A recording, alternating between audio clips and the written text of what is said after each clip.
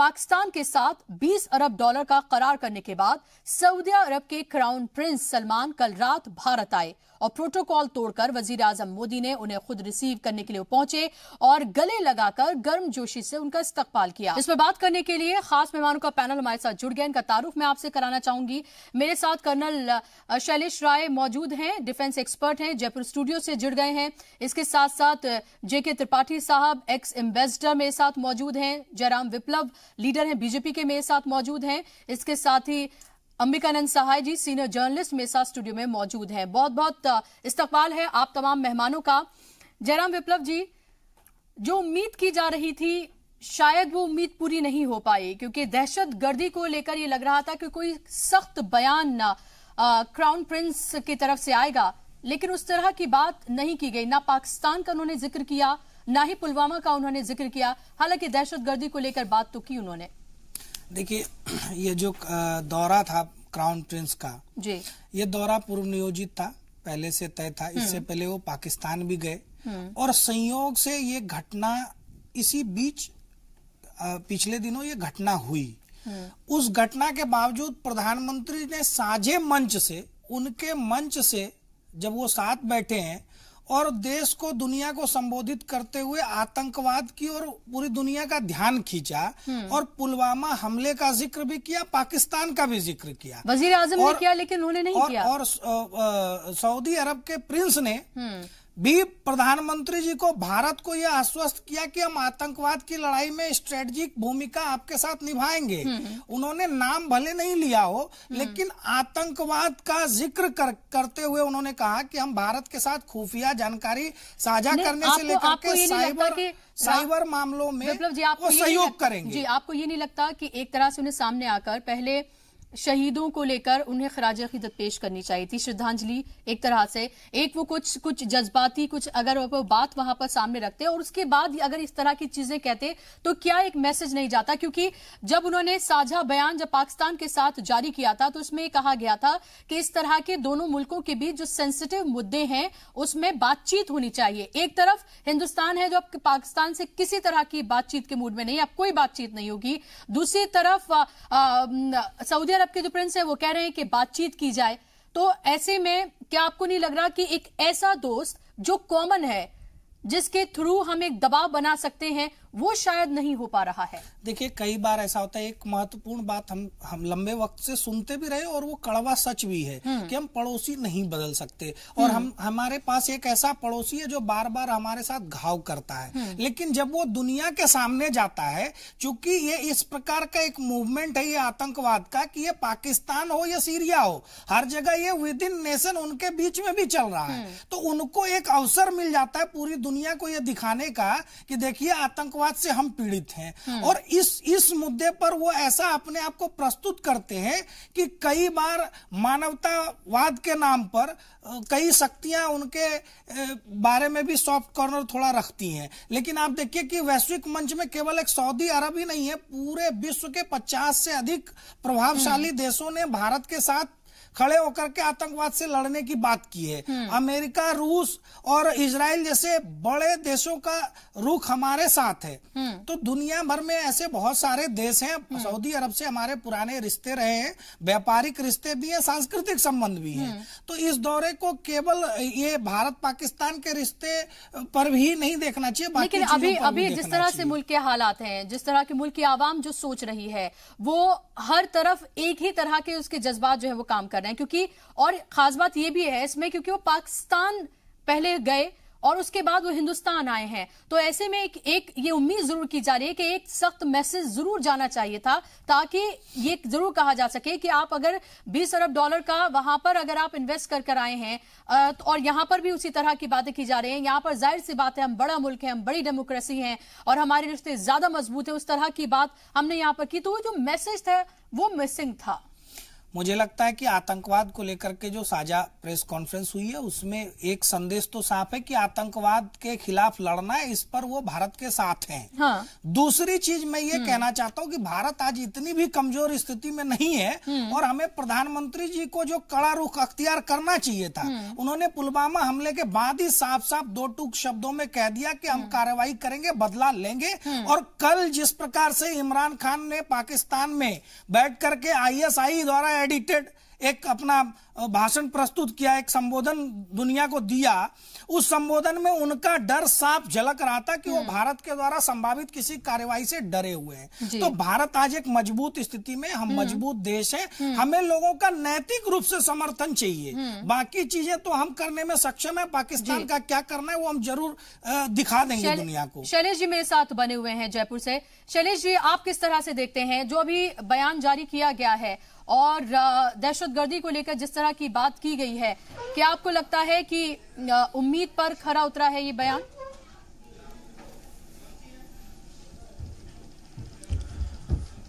अगर मैं अपनी जाती राय रखूं बहुत फ्रैंकली, तो मेरा ये मानना है कि ये जो स्टेटमेंट, जॉइंट स्टेटमेंट दिया गया है, ये एक तरीके से एक फेस सेविंग एक्सरसाइज है। जो हमने उम्मीद की थी जिस लेवल की, उससे आसपास भी कहीं ये नहीं है। पुलवामा का कहीं कोई जिक्र नहीं है, आतंकवाद का जिक्र तो वैसे भी होना था, ये हादसा होता नहीं होता, ये एक वो स्टैंडर्ड स्टेटमेंट था जो शायद पुलवामा हादसे से पहले लिखा गया था और वो वैसे का वैसे ही दिया गया है। तो पहली चीज। दूसरी चीज, अगर हम इसको पाकिस्तान के साथ जो उनका करार हुए हैं उनके साथ अगर हम मिला के देखें तो $20 बिलियन वो पाकिस्तान को दे रहे हैं और $44 बिलियन वो इंडिया को दे रहे हैं, और जबकि आप जानते हैं कि इंडिया की इकोनॉमी पाकिस्तान की इकोनॉमी से कहीं ज्यादा बड़ी है। तो एक जस्ट एक कंपैरेटिव स्टेटमेंट है, वरना इसका मैं ज्यादा मायने नहीं देता हूं।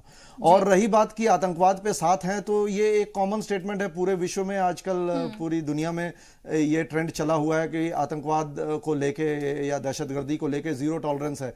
तो ये एक तो लिप सर्विस सभी पे करते हैं, जो सऊदी प्रिंस ने भी किया है। आपको इस बात पे ज्यादा ध्यान देना चाहिए कि सऊदी प्रिंस ने पाकिस्तान के अंदर क्या स्टेटमेंट दिया है। उन्होंने पाकिस्तान के अंदर एक स्टेटमेंट दिया है जिसमें उन्होंने कहा है कि यूएन के अंदर जो ब्लैक लिस्टिंग रजीम है, यानी कि किसी एक दहशतगर्दी संगठन को बैन करना है नहीं करना है, उस पर, ये मैं जैश को लेकर बात कर रहा हूं, तो उस पर लेकर उन्होंने क्लियर एक स्टेटमेंट दिया है कि इसके बीच में पॉलिटिक्स नहीं होनी चाहिए। तो इसका क्या मतलब हुआ? इसका मतलब ये हुआ कि जैश को यूएन में बैन कराने को लेकर हम पॉलिटिक्स कर रहे हैं, और वो बोलते हैं इसमें पॉलिटिक्स नहीं होनी चाहिए। और उसके इमीडिएटली बाद इमरान खान जो है वजीर आजम बयान देते हैं कि हम हमला कर देंगे।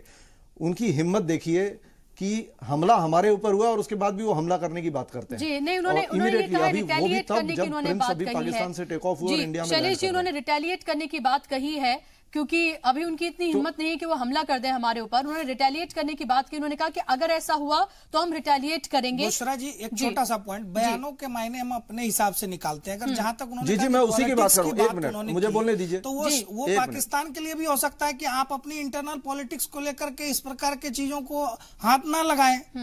तो वो तो मायने हम निकाल सकते हैं अपने अपने हिसाब से। जवाब लेते हैं शैलेश जी। मेरी रिक्वेस्ट है कि जब मैं बोल रहा हूं तो प्लीज बीच में ना बोलें जी, क्योंकि जब आप बोलेंगे तो मैं नहीं बोलूंगा। बिल्कुल कोई मायने नहीं निकाले जाने, मायने ऐसे ही निकाले जाते हैं। आपको क्या लगता है डिप्लोमेटिक स्टेटमेंट्स जो हैं, जो बोले जाते हैं, उनका शब्दों का वही मायने होता है? नहीं, उसके पीछे बहुत गहरे मायने होते हैं। आतंकवाद में हम आपके साथ खड़े हैं, बिल्कुल सही बात है। आपके पास और कोई चॉइस है क्या? प्रिंस बिन सलमान ये भी बोल सकते थे कि हम आतंकवाद पे आपके साथ नहीं खड़े हैं, ऐसा कुछ नहीं है। आप और बिल्कुल मैडम आपने सही बोला, उन्होंने रिटेलिएट करने की बात की है। किस चीज का रिटेलिएशन? हमने तो अभी तक ये कहा ही नहीं कि हम उनके ऊपर हमला करने जा रहे हैं, और वो रिटेलिएशन की बात कर रहे हैं। मैं, मेरे से पहले जो स्पीकर हैं उनकी इस बात से सहमत हूं कि उन्होंने ISI का रटा रटाया बयान दिया है। कम से कम उनके देश में इतनी यूनिटी तो नजर आ रही है कि उनका प्रधानमंत्री एक ऐसा बयान देता है जो उनके देश के पक्ष में और अपने दुश्मन के खिलाफ है। हमारे यहाँ देखिए क्या हो रहा है, हमारे यहाँ तो रोज ही बयान चल रहे हैं, हर एक आदमी नया बयान दे रहा है। मैं मुद्दे पे वापस आता हूं। मेरा ये पर्सनली जाती तौर पे मानना है कि ये जो स्टेटमेंट है एक तरीके का फेस सेविंग एक्सरसाइज है, चूंकि एक डिप्लोमेटिक विजिट है और इसमें एक सॉफ्ट टॉक और तमीज़ व तहजीब इस्तेमाल होती है, तो उन्होंने दिया है। और हाँ, मेजर इसमें टेक अवे एक ही है कि इन्वेस्टमेंट की बात की है। इंडिया को अपने इंफ्रास्ट्रक्चर के लिए इन्वेस्टमेंट की बहुत ज़्यादा ज़रूरत है। लेकिन मैं आपको ये बता दूं कि अगर आपको आतंकवाद के खिलाफ लड़ना है और अगर आप ये सोचते हैं कि आप सऊदी के सामने रोके या चीन के सामने रोके या अमेरिका के सामने रोके आतंकवाद के खिलाफ लड़ सकते हैं, तो ऐसा नहीं होगा। आपको अपनी खुद की कैपेबिलिटीज जनरेट करनी होंगी। और ये मत भूलिए कि दिफा को लेके या एक आइडियोलॉजिकल तौर पे भी सऊदी और पाकिस्तान हमेशा एलाइज रहे हैं। आज सऊदी अरेबिया यमन में हुथीज के खिलाफ लड़ रहा है, उनके पायलट्स को ट्रेनिंग पाकिस्तानी एयरफोर्स के पायलट्स देते हैं, और आज इतिहास में भी ऐसा रहा है। सो बहुत ज्यादा खुश होने की जरूरत नहीं है कि आपके पास लौटूंगी मैं, आपसे सहमत हूं इस बात को लेकर। मैं नहीं मानता कि ये विजिट भारत के लिए बहुत सक्सेसफुल मानी जाएगी। एक्स एम्बेसडर जेके त्रिपाठी जी भी मेरे साथ मौजूद हैं, मैं उनसे भी समझना चाहूंगी। जेके त्रिपाठी जी, अभी आपने शैलेश जी को सुना, हो सकता है कि आपको लगे कि he is maybe sounding too negative, लेकिन आपको क्या लग रहा है कि क्या वाकई में, क्योंकि अगर हम हिंदुस्तान और पाकिस्तान दोनों मुल्कों के दरमियान बात करें, एक कॉमन चीज अभी प्रिंस सलमान है, जिन्होंने दोनों एक मुल्क का दौरा करके आ चुके हैं, दूसरे मुल्क में वो हैं और मुहायदे हो रहे हैं, दोनों तरफ हुए हैं। लेकिन जो डिपेंडेंसी है वो जाहिर सी बात है, सबको पता है कि पाकिस्तान की कितनी डिपेंडेंसी है सऊदी अरब के ऊपर, हालांकि सऊदी अरब की भी है।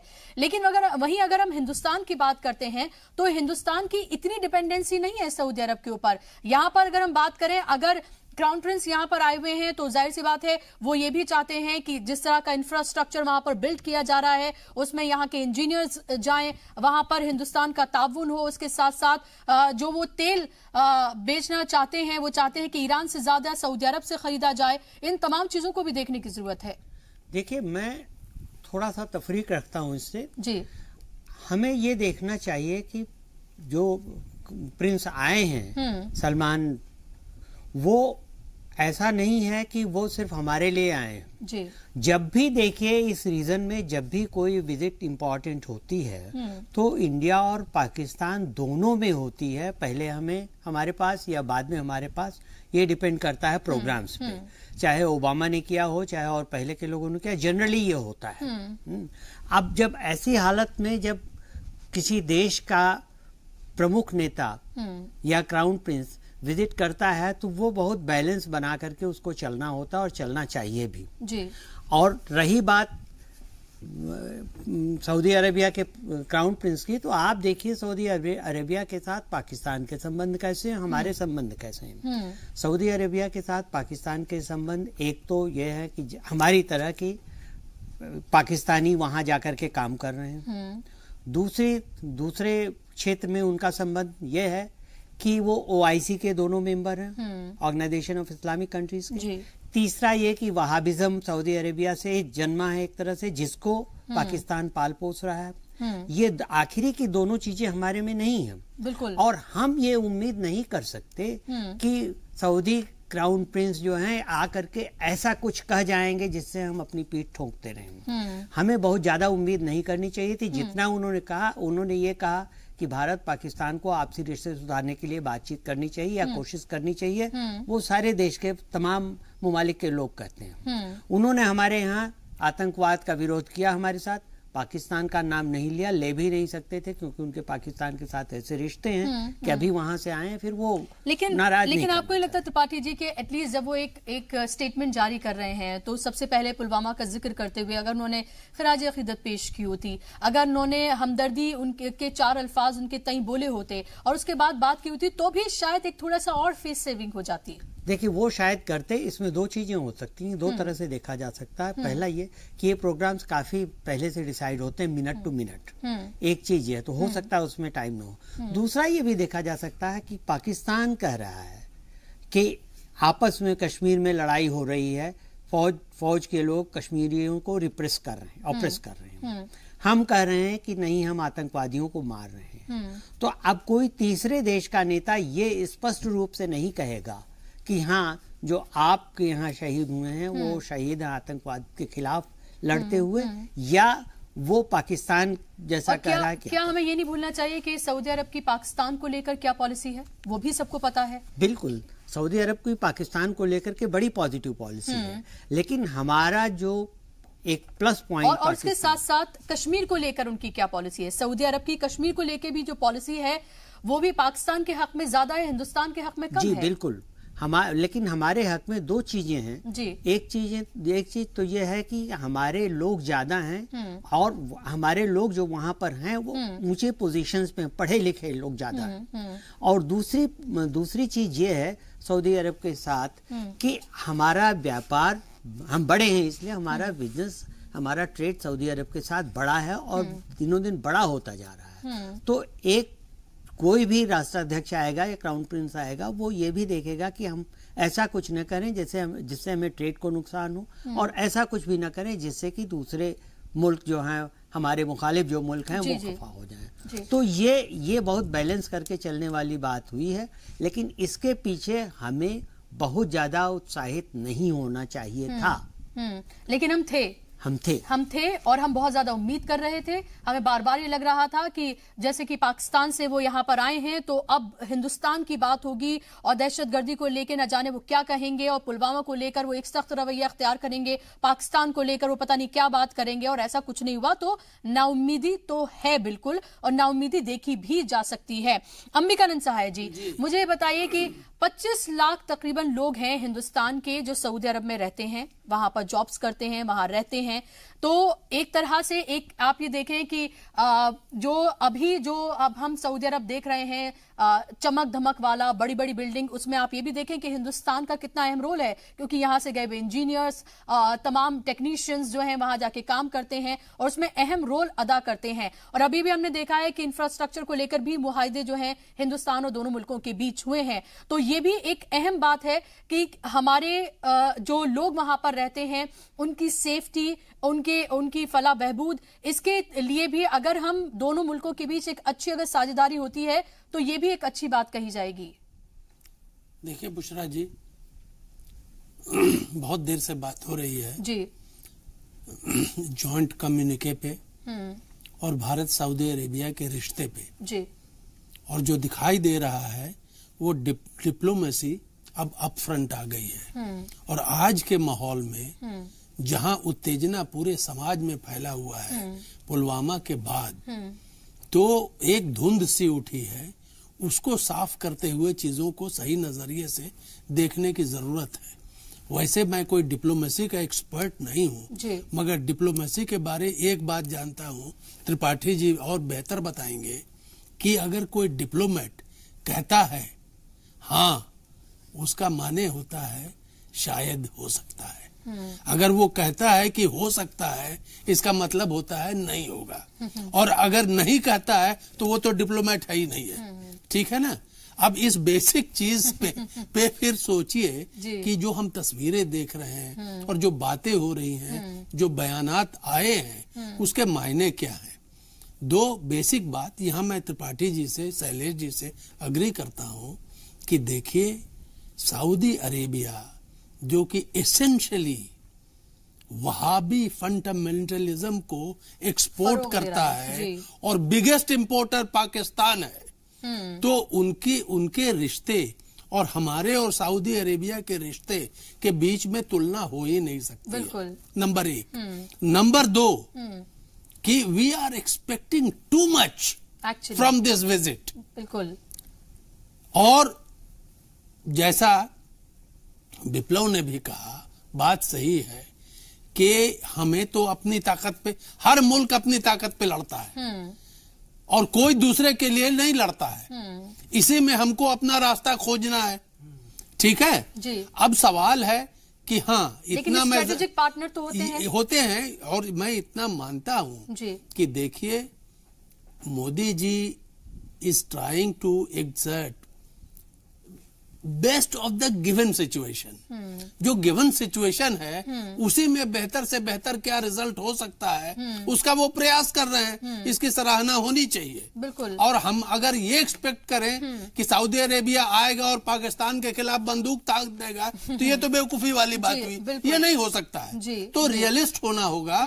और हाँ, आप देखिए पश्चिमी देशों को, फ्रांस खुल के समर्थन कर रहा है, वो यूनाइटेड नेशंस को मूव करने जा रहा है दहशतगर्दों के खिलाफ।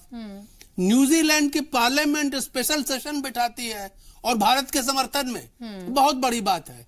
इंग्लैंड कर रहा है, अमेरिका कर रहा है।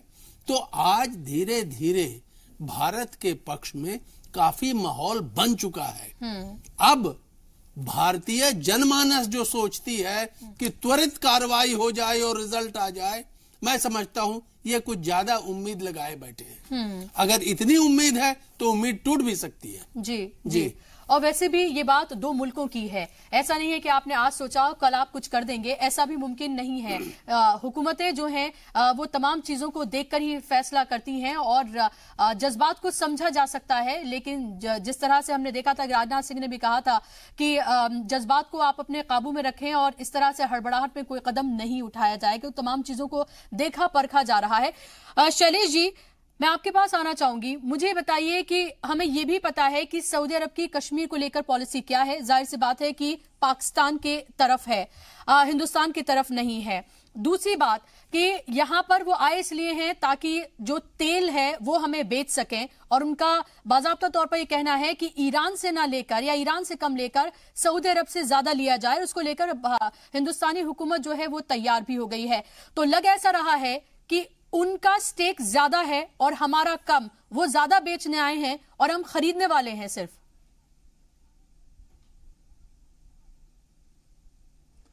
बिल्कुल मैम।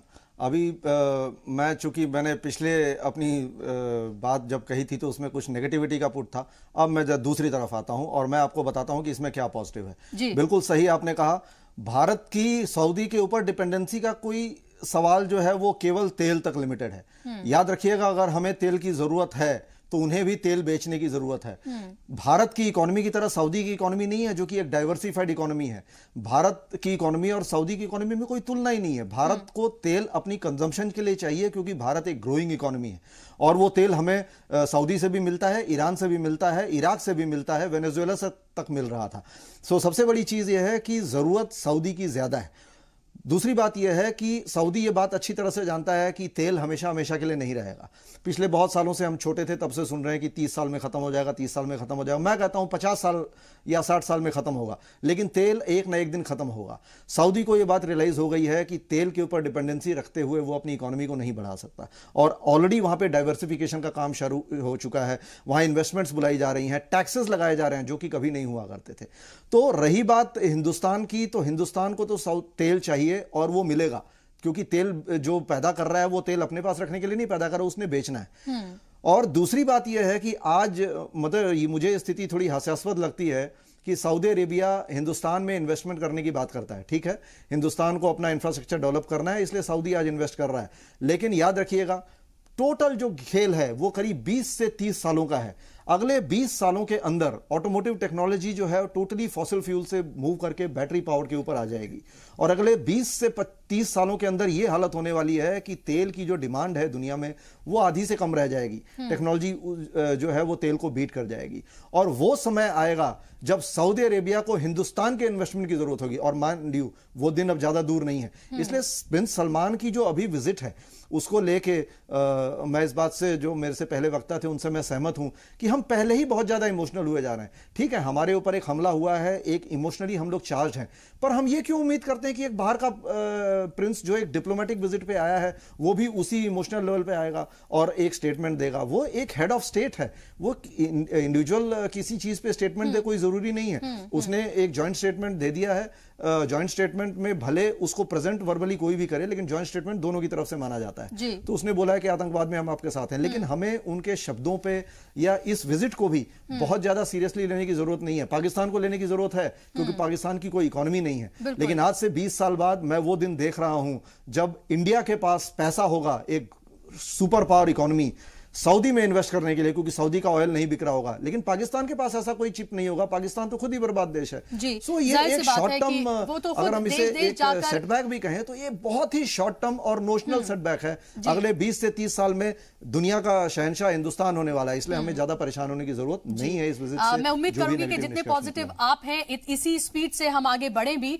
और पाकिस्तान और हिंदुस्तान में यही बेसिक फर्क है कि पाकिस्तान किस तरह से चाइना के सामने वो हाथ फैला रहा है, एक तरह से सऊदी अरब के सामने, हालांकि सऊदी के अपने इंटरेस्ट हैं उसके साथ। और त्रिपाठी जी, ये भी देखी जाने वाली बात है कि अगर हम देखते हैं जिस तरह से वहाबिज्म की लगातार बात हो रही है, यमन में सऊदी अरब ने क्या किया है, सीरिया में सऊदी अरब ने क्या किया है, जमाल खशोगी की अगर हम बात करें तो किस तरह से इंटरनेशनली वो न्यूज बना और क्या कुछ उसके साथ किया गया, तो हम किससे एक्सपेक्ट कर रहे हैं दहशतगर्दी को लेकर, ये भी तो एक अहम सवाल है। देखिए, एक कहावत है कि बिना खुद मरे जन्नत नहीं दिखती। मेरे कहने का मतलब यह है कि हमें अपनी लड़ाई खुद ही लड़नी है। बिल्कुल। किसी दूसरे मुल्क से हमें ये उम्मीद नहीं रखनी चाहिए कि वो आ करके, जैसे अमेरिका ने फिर हम इतने उलफुले होकर खुश क्यों हो जाते हैं, अमेरिका ने ये कह दिया, रशिया ने ये बोला है, उसने ये बोला है, उसने वो बोला है, ये तो हमारी एक स्ट्रेटेजिक जीत तो होती है ना हमारी। ये हमारी गलती है बहुत खुश होने की, और इसको बहुत ज्यादा प्रचार किया जाता है, पब्लिसाइज किया जाता है, इससे लोगों में गलतफहमी फैलती है। सऊदी अरेबिया यहाँ इसलिए आया है कि उसको बिजनेस चाहिए, जैसा कि अभी इन्होंने शैलेश जी ने बताया कि 20-25 साल में सऊदी अरेबिया के ऑयल का या दुनिया के ऑयल की कोई इंपॉर्टेंस नहीं रह जाएगी, क्योंकि alternate energy sources, electric cars और ये सब डेवलप हो जाएंगे। तो Saudi Arabia being one of the biggest producer and exporter, उनका यह है कि जब तक जितनी जल्दी हो सके ज्यादा से ज्यादा पैसा उससे कमा लिया जाए, और इसलिए वो हर जगह अपना बिजनेस, अपने तेल का काम शुरू करने की कोशिश कर रहे हैं। बाद में जैसे कि शैलेश जी ने कहा कि हाँ, सऊदी अरेबिया बाद में उसको डाइवर्सिफाई करेगा, क्योंकि उनके पास और कोई जरिया बचेगा। और एक ऐसा शहर बसाने भी जा रहा है जी, एक शहर, बिल्कुल अलग शहर जो है बसाने जा रहा है, और जहां पर बिल्कुल अलग तरीके की मुख्तलिफ तरह की चीजें वहां पर मौजूद रहेंगी, जिस तरह का दावा किया जा रहा है। और जाहिर सी बात है उस इंफ्रास्ट्रक्चर को बनाने के लिए उसको हिंदुस्तान की टेक्नोलॉजी, यहाँ के इंजीनियर, तमाम चीजों की जरूरत है। तो ये भी आप देखें कि अपना देश या अपने यहाँ एक शहर बसाने के लिए भी उसे हमारी जरूरत है। तो इस तरह की हम ये देख सकते हैं कि ये भी एक डिपेंडेंसी है। हालांकि ये भी देखने वाली बात है कि बहुत बड़े पैमाने पर हमारे मुल्क से लोग वहां पर जाते हैं, तो एक ये इंटरेस्ट हमारा वहां जरूर है। और खासतौर पर अगर हम बात करें तो मुसलमानों के लिए एक खास मापाक जगह है जहां वो हज करने के लिए जाते हैं, तो किस तरह की चीजें उन्हें वहां पर मुहैया कराए जाएं, ये बताया जा रहा है कि शायद कोटे में भी इजाफा किया गया है, तो ये एक अच्छी बात कही जा सकती है। विप्लव जी, क्या आपको लग रहा है कि we were expecting little too much, और जब कुछ सामने आया तो थोड़ी सी हताशा हुई है?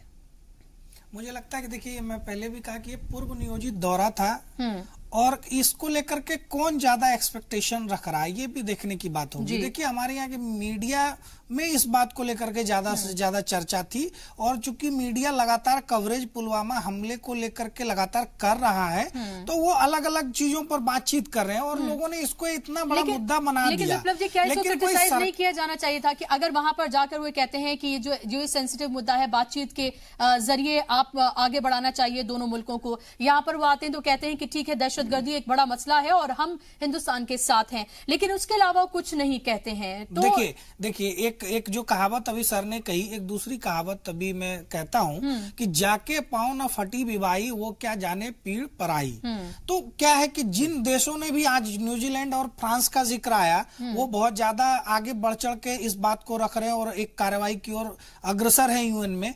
वो क्यों है? क्योंकि वो भी दहशतगर्दी का दंश झेल रहे हैं, वो आतंकवाद से पीड़ित देश है। तो वैसी स्थिति एक तो उनके साथ नहीं है शायद, इसलिए वो उतनी भावनात्मक रूप से भारत के लोगों के साथ अभी जुड़ नहीं पाए शायद। दूसरी चीज ये है कि देखिए, ये एक इवेंट था जो पूर्व नियोजित था, और हम लोगों में उसको लेकर के मीडिया में इतनी सारी चर्चाएं हुई, इसलिए आज हम मीडिया में बात कर रहे हैं इन बातों को। उन्होंने, सारे एक्सपर्ट्स ने बताया कि उन्होंने इसे सामान्य रूप से इस विजिट में अपनी जो व्यापारिक संबंध और बाकी चीजों को लेकर के चर्चाएं की और समझौतों पर हस्ताक्षर किए। लेकिन जो रेखांकित करने वाली बात है कि प्रधानमंत्री, भारत के प्रधानमंत्री जी के द्वारा पुलवामा हमले और पाकिस्तान का जिक्र आया और उनके समक्ष आया। जी विप्लव जी, जाहिर सी बात है कि वो वजीर आजम हिंदुस्तान के हैं, अगर वो सेंटिमेंट जानते हैं मुल्क का, उन्हें पता है कि हमने जवानों को खोया है, तो जाहिर सी बात है उनसे जो एक्सपेक्ट किया जा रहा था, अगर वो नहीं करते तो फिर तो बहुत बड़ी बात है। मैं तो यही कह रहा हूँ ना कि देखिए, हमें तो अपने प्रधानमंत्री, अपनी सरकार, अपनी सेना को लेकर के भरोसा है, और उसी के दम पर हम पाकिस्तान से लड़ने जा रहे हैं, पाकिस्तान से बात कर जो भी है। अब देखिए, बातचीत एक ऐसा विषय है ना कि जब इसको हम थोड़ी सी भावनात्मक रूप से अलग हट करके देखते हैं, सूझबूझ के साथ देखते हैं, तो जब भी कोई बातचीत की बात करेगा ना, तो आप एकदम से उसको क्रिटिसाइज नहीं कर सकते हैं।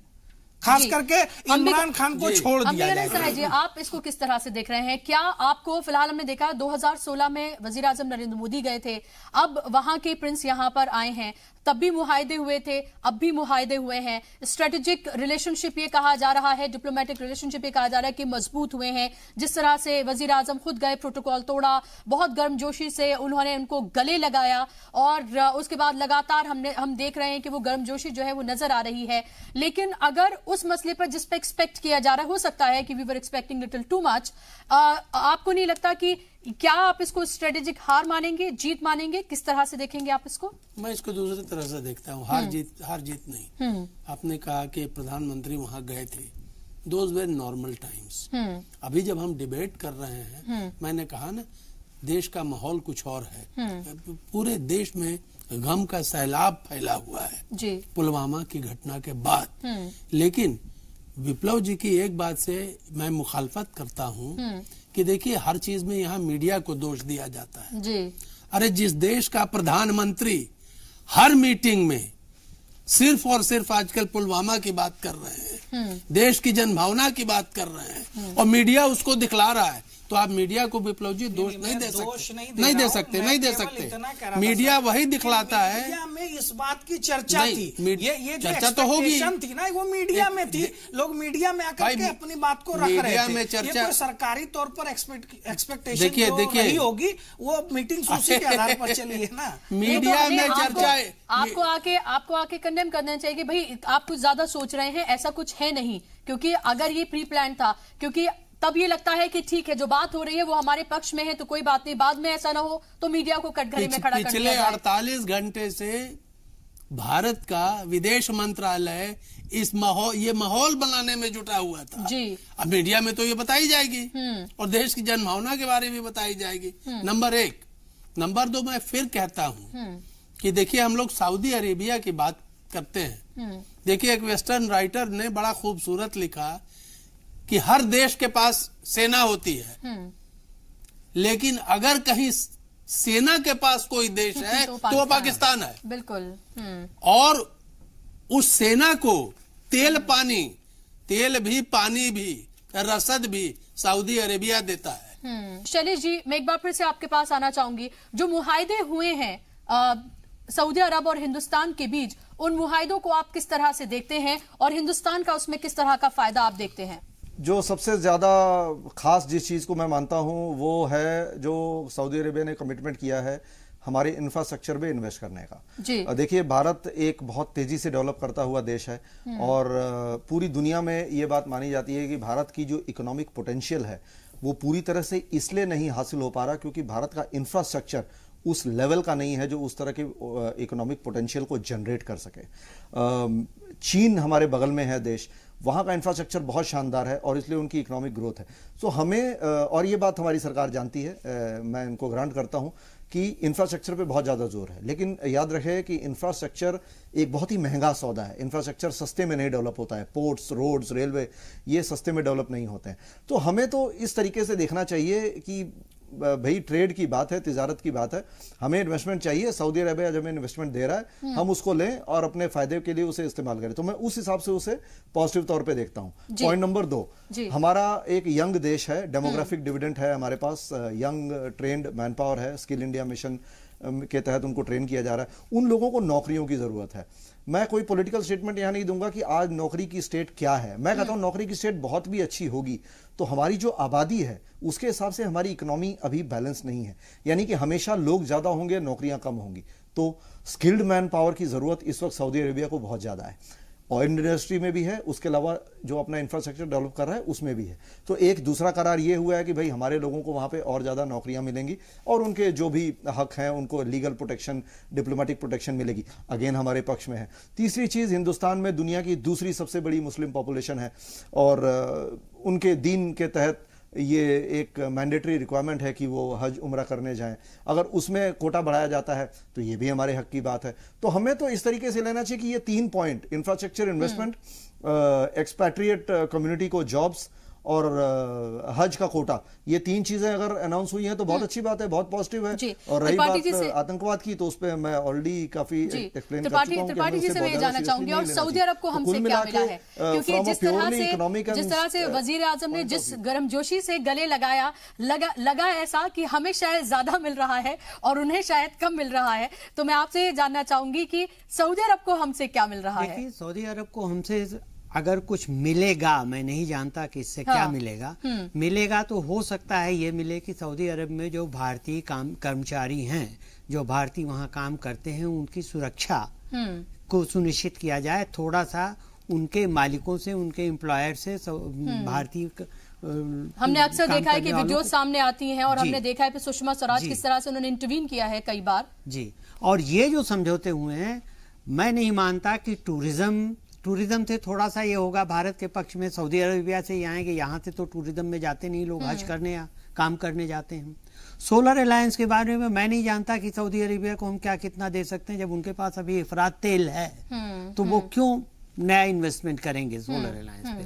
तीसरी चीज ट्रेड है। हाँ, ट्रेड में तेल का ट्रेड बढ़ेगा, हो सकता है हम कुछ और चीजें उनको दें, फिनिश प्रोडक्ट्स दें। ये कुछ त्रिपाठी, इसी के साथ में जुड़ी बात है, क्या ईरान से और सऊदी अरब के किस तरह के रिश्ते हैं, क्या इसको लेकर भी एक दबाव बनाने की कोशिश है कि आप हमसे ज्यादा तेल लीजिए? और वही पाकिस्तान जब वो गए थे तो वहां पर किस तरह से, जब ईरान में जो हमला हुआ है, इसी तरह का एग्जैक्टली जो हिंदुस्तान में पुलवामा पे हुआ है, वहां पर भी पाकिस्तान के इन्वॉल्वमेंट की बात कही गई है। और ये सबको पता है कि सऊदी अरब के और ईरान के ताल्लुकात कैसे हैं। तो क्या ये एक तरह का दबाव भी हम माने कि ईरान को थोड़ा अलग थलग करने की कोशिश के तई भी सऊदी अरब ये हिंदुस्तान आया है और एक दबाव बना रहा है? नहीं, देखिए, सऊदी अरब ये दबाव नहीं बना रहा है, न बना सकता है, क्योंकि सऊदी अरब को पता है कि हम इराक से और ईरान से दोनों से तेल लेंगे। और तीसरा एक नहीं, लेकिन ये तो कहा गया है कि हमसे ज्यादा लीजिए। सुनिए, हाँ, ज्यादा लीजिए तो हमारे ऊपर है। तीसरा है वेनेजुएला से तेल लेने की बात। और आपको एक चीज बताएं, कुछ अरसा पहले आपने पढ़ा होगा कि चीन के साथ मिलकर के ये बात होने वाली थी कि एक ऑयल इंपोर्टर्स कार्टेल बने।